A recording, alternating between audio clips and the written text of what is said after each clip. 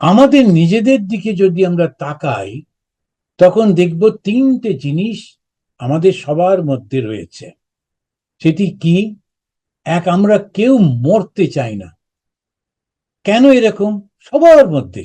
পিঁপড়েটাও মরতে চায় না, আমিও না, এই ডাইনোসরসও না, কেউ মরতে চায় না। তা এইরকম কমন একটা অবস্থা সবার মধ্যে কি করে এলো? তার মানে হচ্ছে আমাদের যিনি স্রষ্টা তিনি এক। সেই জন্য সবার মধ্যে একই রকম আমরা দেখতে পাই, কেউ মরতে চায় না। কেননা যিনি স্রষ্টা তিনি হচ্ছেন চিরন্তন। তিনি, তাকে সংস্কৃতে নাম দেওয়া হলো সৎ। সবাই আমরা জানতে চাই।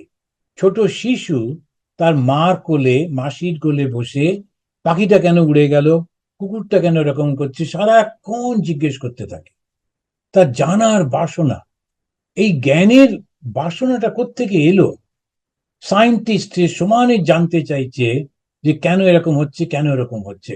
এই জানার বাসনাটা কোথা থেকে এলো? আমাদের যিনি স্রষ্টা তিনি সেই এক, তার থেকেই এটা এসছে। তাই ওরা বলল চিত, সৎ চিত। আর আমরা প্রত্যেকে আনন্দ চাই, কেউ দুঃখ চায় না।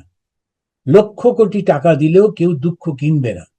সুতরাং আমরা সবাই আনন্দ চাই। এই আনন্দ চাই বলেই আমাদেরকে বলা হলো আমরা আসলে সৎ চিত আনন্দ স্বরূপ। দেখুন, এটা কেউ বলে দিল আকাশ থেকে এসে আর আমরা বিশ্বাস করছি তা না। তাহলে বেদান্তে, এই জ্ঞান পথে আমরা বিচার করে করে যাই, বুঝে বুঝে নি।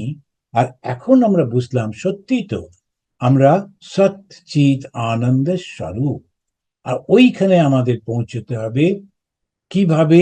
এই জগতে যা কিছু পরিবর্তনশীল তাকে ত্যাগ করে যা কিছু একমাত্র অবস্থিত সেই চৈতন্যকে ধরে থেকে।